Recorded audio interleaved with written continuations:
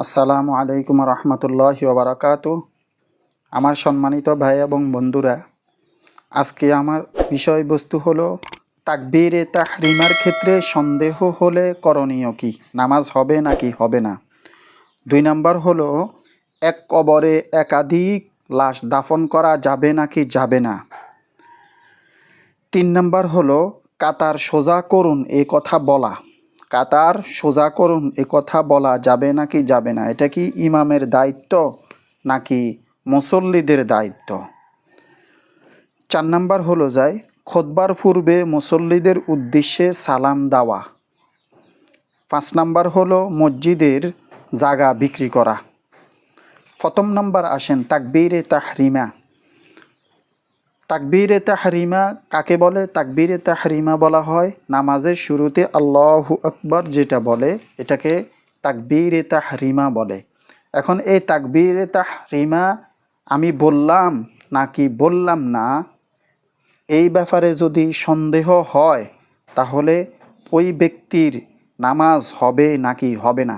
আমার সম্মানিত অডিয়েন্স, আমার সম্মানিত ভাই এবং বন্ধুরা, আমি কিন্তু বকবক করি না, প্রয়োজন ছাড়া অপ্রয়োজনীয় কথা বলি না, সেটা আপনারাও জানেন। তো বলতেছিলাম তাকবীরে তাহরিমার ব্যাপারে যদি সন্দেহ হয়, ওই সন্দেহর দিকে আপনারা মনোযোগ না দিয়ে নামাজটা পড়ে ফেলবেন, নামাজটা হয়ে যাবে। এটা হলো 1 নাম্বার। 2 নাম্বার হলো যায় এক কবরে একাধিক লাশ দাফন করা যাবে নাকি যাবে না। আমার সম্মানিত অডিয়েন্স, আমার সম্মানিত ভাই এবং বন্ধুরা, একটি কবরের মধ্যে একাধিক লাশ দাফন করা যাবে নাকি যাবে না এই ব্যাপারে আমি আপনাদেরকে বলতেছি যাবে। যদি প্রয়োজন জায়গা যদি না থাকে তাহলে এক কবরে একাধিক লাশ দাফন করা যাবে। তখন যখন একটা কবর দীর্ঘদিন হয়ে গেল, লাশটা একেবারে মাটির সাথে মিশিয়ে গেল, তখন ওই কবরের মধ্যে একাধিক লাশ আপনারা দাফন করতে পারেন। যেমন প্রথম লাশ দাফন করলেন, দাফন করার পর জায়গা না থাকার কারণে কিছুই করার নাই, একটা লাশ দাফন করার পর এটা দীর্ঘদিন থাকার পর এটা মাটি হয়ে গেল, তাহলে ওই কবরে আরেকটা লাশ আপনারা দাফন করতে পারবেন। দ্বিতীয় লাশ তো দাফন করলেন, দ্বিতীয় লাশও ঠিক প্রথম লাশের হুকুমে, যদি ওই দ্বিতীয় লাশটাও যদি একেবারে মাটির সাথে মিশে যায়, তখন আমরা যাহা আছি আমরা প্রত্যেকেই দ্বিতীয় লাশ, তৃতীয় লাশ, চতুর্থ লাশ এভাবে দাফন করতে পারবো, এতে কোনো সমস্যা নাই। তবে উত্তম হলো জায়গা থাকলে আলাদা আলাদা লাশ দাফন করা। 3 নাম্বার হলো কাতার সোজা করুন এই ব্যাপারে বলা যাবে নাকি যাবে না। কাতার সোজা করার ব্যাপারে ইমাম সাহেব মুসল্লিদেরকে বলা, এটা হলো ওনার মুস্তাহাব বিষয়। উনি যদি বলে সওয়াব হবে, না বললে গুনাহ হবে না। কিন্তু মুসল্লিরা কাতার সোজা নাই, মুসল্লিদের কাতার সোজা নাই, তখন ইমাম সাহেব বলা এটা হলো মুস্তাহাব, বলতেই হবে, উত্তম।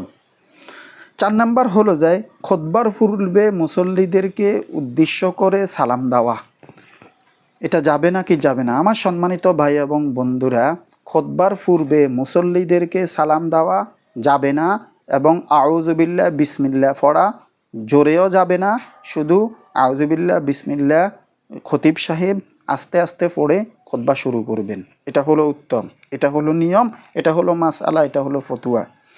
এবার আসেন 5 নাম্বার, মসজিদের জায়গা বিক্রি করা। মসজিদের জায়গা বিক্রি করা যাবে নাকি যাবে না। আমার সম্মানিত ভাই এবং বন্ধুরা, মসজিদের জায়গা বিক্রি করার অপ্রকৃত জায়গা, মানে মসজিদের জন্য দান করা হয়েছে, এই জায়গা বিক্রি করা যাবে না।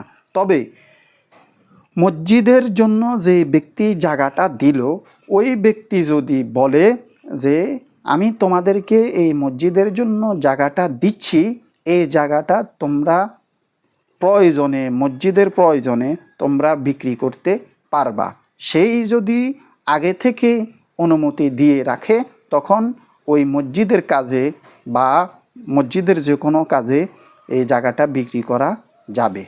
সেই যদি মালিক অনুমতি দেয়, মানে অক্ফ করে দিল না যে ব্যক্তি, ওই ব্যক্তি যদি অনুমতি দেয় তাহলে মসজিদে জায়গা বিক্রি করতে পারবেন, এই ছাড়া বিক্রি করা যাবে না, শরীয়ত সম্মত নয়। আমার সম্মানিত ভাই এবং বন্ধুরা, এতক্ষণ যে আলোচনাটা করলাম, আপনাদের যদি এই ভিডিওটি ভালো লাগে তাহলে আমার এই ভিডিওর মধ্যে কমেন্ট, লাইক, শেয়ার আপনারা করতে পারেন। আর আপনারা সামনের দিকে কোন ধরনের ভিডিও চান আপনারা কমেন্টে এসে লিখতে পারেন। আল্লাহ পাক রব্বুল আলামিন আমাকে আপনাদের প্রত্যেককে এই কথাগুলো বুঝার তৌফিক দান করুক। ওমা আলাইনা ইল্লাল বালাগ।